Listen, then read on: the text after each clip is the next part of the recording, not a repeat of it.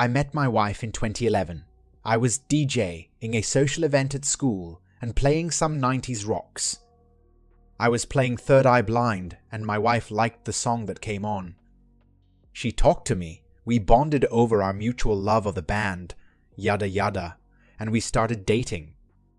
Fast forward to 2013, we got engaged and we took a trip to celebrate. We have this memory we talk about a lot, of listening to the whole Third Eye Blind catalogue and singing along to all the songs together. We got married that year. Fast forward, through our whole marriage, we had this thing where we would try to see the band as much as we could. We saw them whenever they were on tour, a total 9 times during our 9 years of marriage. Last night, we were supposed to see them for the 10th time. If you're the math in your head, we've been married for 10 years as well. That's coming up in November, so I had this whole thing planned where we would go see the show, stay over at a hotel, and have a romantic night. I get home from work on Friday. My wife is getting ready. I see a text come on her phone. You know how the rest of the story goes. I don't even want to type it. She met some guy the night before when I was away for work. The part that killed me the most was she wrote that he needed to get condoms, and he said, lol. So, I'm left wondering, did they even use any? What does it matter anymore anyway? After reading that, I just left the house and started for the concert. She calls me about 15 minutes later and said, "Where are you?" "Nee. Oh, you know, just on the way to the show." "She? What? Why?" "Nee. You know why. Think long and hard about why I might be acting this way. I just hung up. Anyway, I think I was in shock still. I was pretty cool about it. But there's some backstory there I don't want to get into as to why I was prepared. She's cheated twice before in the past. I didn't really have any emotions at the time. Actually, when I started typing this was the first time I felt anything. So she calls back and starts going through the motions. "Oh, we are just friends." "Oh, we didn't actually do it." "Oh, I was drunk." "Oh, it was just in a little bit." Then it was all. "Come back and let's talk about this like adults, as if I'm the childish one for having stormed out." I'm thinking, no, if that happens, I'm not seeing this show. We're just going to talk about how she cheated and she's going to try and seduce me. And that thought grossed me out. I never thought about sex with my wife and felt gross, but then I did. So I got to the concert and the guy scanned my ticket. He looks at me and says, "There's 2 indicating that he wanted to scan the other one." I just stared at him blankly and said, "Yes, there's 2. I was so weird. I felt like I was hypnotized. Then there was the show. Amazing show. I met some nice people in my row, and we had a fun time enjoying the concert together. Some lyrics hit a little differently. I've never been so alone, and I've never felt more alive. I felt pretty alive at the concert. I danced with the crowd and screamed my frustrations into the loudspeakers. No one could hear me over the loud rock music. It was over pretty early. I wanted to sit at the bar and drink, but that would have required talking to someone, and I just couldn't outside of the context of the context. I was thinking about the texts again. So I went to the hotel I had booked for my wife and me, and went to sleep alone. I woke up to about 30 emails.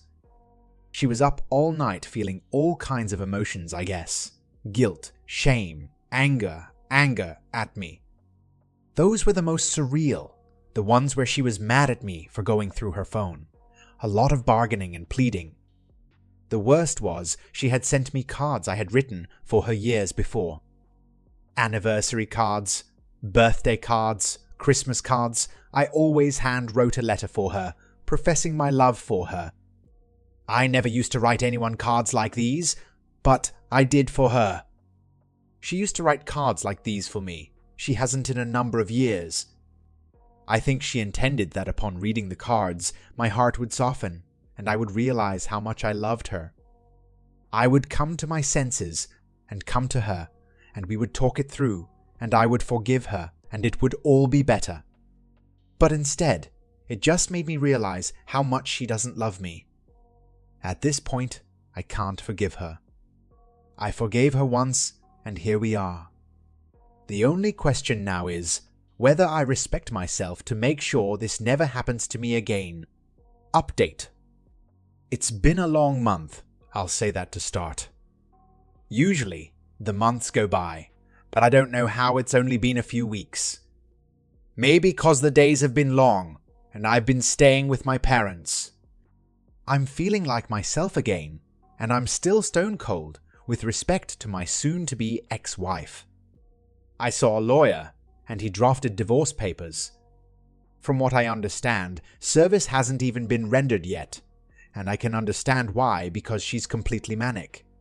How do I know? Well, one day, she sent me 19 emails in the span of 10 minutes, each with a picture from our relationship or from her phone recently. Here are some of the subject lines. 1. I've been working on myself, and we can do butt stuff. Picture of her dinner. 2. Studying all day and night and working on science. A picture of a whiteboard with nonsense on it. 3. Barista and biochemist. Miss you though. Picture of her coffee. 4. I painted this. The attached picture was a work of fine art.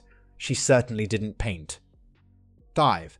And I take care of my family. Picture of wind chimes. 6. And I made 50 to be a model for this. 7. I'm sorry. I'm just sad about Grandma and Andy. Andy died 20 years ago. 8. And I learned how to cook Japanese. Picture of store-bought sushi. 9. And I sold my first photograph for Tank. 10. And I cook vegan in Napa. Picture of a bowl of soup. 11. You can lick my butt and I'll lick your butter. I'm free at 4:20 at our house. Picture of a beer can. 12. A smirking emoji. This was just a picture of an olive looking like a vagina. 13. I'll never cheat again. I'm sorry. 14. Wearing this. This one kills me. It was just her outfit. Now, I'm not looking for nudes or sexy photos from her or anything. But if she's trying to get me back, she won't even send me the same level of shit she was sending her affair partners. She would send them nudes and explicit photos, and I've never gotten those in our entire relationship, even when we were first dating. 15. For kids. This was a picture of our cats. 16. We can have a baby too. This one wasn't a picture, but had the text. I'm sorry for being bipolar. I'll be nicer and go to the mental hospital. 17. Mental health matters. Hope you get help for bipolar too. Miss you. This is her accusing me of being bipolar.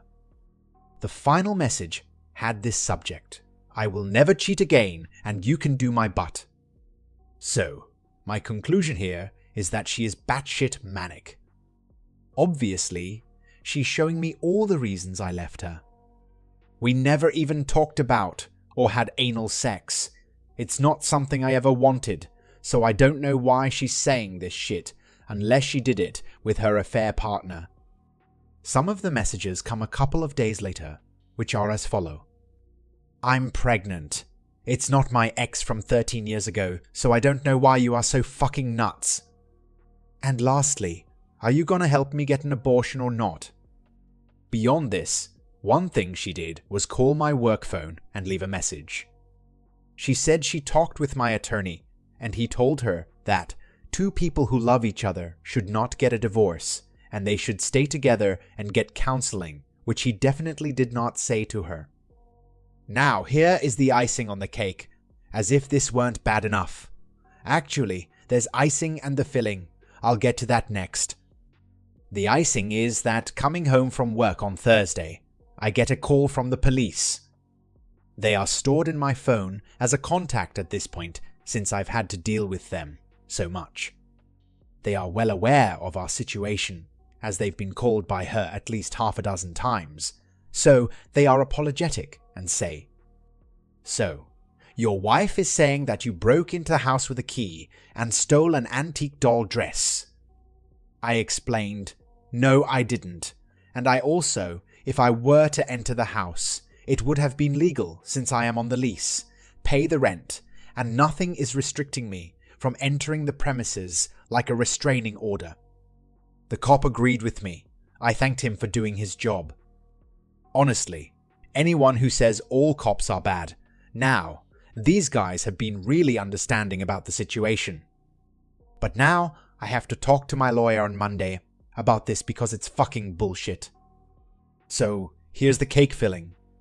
Friday was my birthday. I turned 37 and celebrated mostly alone. She calls my work at 11 p.m. She leaves a voice message, and I listen to it, thinking she's going to wish me happy birthday. Nope, she asks for money. She asks me to pay some bills. She tells me I'm starving her. She tells me I need to give her money every week, and then she hangs up. She didn't even wish me a happy birthday. So even in her world, where she's trying to win me back and gain my favor, she can't even do that right. Anyway, as for me, I'm doing okay. I went to a Jimmy Eat World concert last night at the Man in Philly. Alone, of course. I had bought the tickets a while ago, and again had to go through the indignity of the ticket person asking about the second ticket and me having to say, just me. But I had more fun there alone than I had with my wife. I danced all night, and at one point a lady said to me, "You look like a hot bowl of soup," which cracked me up. I probably would have talked with her if I were in a better headspace, but my divorcing status is like kryptonite. No one wants to deal with that, and I don't blame them. This makes me sad because it seems like this is how it's going to be for the foreseeable future, me alone with no dating prospects. But at this point, I feel like I'll be single till I'm 40. Kids are probably not going to happen for me unless I find someone much younger. I don't know. I went to Hibachi for my birthday with my family, and there were a lot of people there on their birthday. I was envious of the 80-year-old woman with a huge family of multiple generations. I realized when I was that age, if I got that far, I won't have anyone buy my sister at this rate. Maybe I'll have a wife, but not a family like that. Worse still, my mom was talking about her lack of grandkids at the dinner. So yeah, that's some of my sadness coming through, so I'm not okay, I guess. Hopefully, I have some more progress soon on the divorce front. Story number 2. My girlfriend of 7 years cheated on me with my roommate. I, male 25, was with my girlfriend, 26, for 7 years. We lived together with 2 other guy roommates for the last 3 years. She started night shift a few years ago and quickly distanced herself from me. She wouldn't cuddle when we watched TV on her days off and only came to bed to cuddle for a minute or two when I went to bed each night. There was a time when she would have off for a week or two, and she would spend most of that time with my roommate, who I met because we lived together in dorms at college freshman year. Their time was usually to smoke weed together when guests were at the house, but always seemed a little more. I told myself that was just unreasonable jealousy because these are 2 people I trusted with my life. Fast forward to about a year ago, I had lost my job and my dad passed away within a month of each other. I really needed support, but was still fighting for some affection from her. But no, work is first. I had no effort left to fight the night shift, so I stopped rushing home for the few minutes I got, to spend watching her do her makeup before leaving for the night. Mysteriously, she started spending a lot more time with my roommate around the same time. I would wake up in the middle of the night to them upstairs, laughing and living it up. This whole time, she blames me for not wanting to spend time together when she leaves for work at 7 p.m. and goes to bed around 5 a.m. I just graduated with an engineering degree and have been looking for a career to really establish my life, so night shift isn't really an option most places. She refused to accept that I couldn't change to the night shift without throwing away my career, that I've worked so hard for. Next thing I know, he's staying up later explicitly to spend time with me here after work. He doesn't work and just sits at home, so moving when he sleeps doesn't affect him at all. She then started waking up earlier to go on hikes with him while I was at work. She finally offed the relationship and blamed my lack of effort to spend time together. 2 days later, they went on a date, and the next morning she came out of his room early in the morning. I moved out that day. They both claimed neither had feelings like that, but I didn't buy it and left. Fast forward a few months, and now they are openly dating. Our other roommate confronted them about lying to both of us, about their feelings for each other, and betraying us. They both argued that their feelings for each other started after the breakup, but that's clearly not what was happening. This is someone I was ready to marry, but she didn't want to spend time together. She swears that she's known for years that I would never marry her, and she cheated with my roommate, whom I called a brother. For years, if someone mentioned cheating, she would blow off on a rant about how cheaters are the worst, and if I ever cheated, she would never talk to me again, and how cheating doesn't have to be physical. Now that she cheated and I blew up on them as she promised, they both doubled down on denying cheating. I have never been more betrayed in my life. The night we finally broke up, she came down to the bedroom, broke up with me, and within 60 seconds of leaving the room, she was upstairs in the living room, laughing up a storm with him. Our other roommate and my best friend didn't move out initially because we both still were trying to believe that they weren't that involved with each other. When it was clear their relationship was romantic, he confronted them and they made up a lie, trying to claim that I was just looking for an excuse to move in with my sister. My best friend flipped out and then moved out, and the two of them have no one left but each other. Neither have any friends outside of the house, and now they don't have any friends in general. They swear nothing was happening while we were still dating, but still found it necessary to try and hide the romantic part of their relationship from our roommate after I left, which just screams, "We know what we're doing but don't actually care about how terrible it is."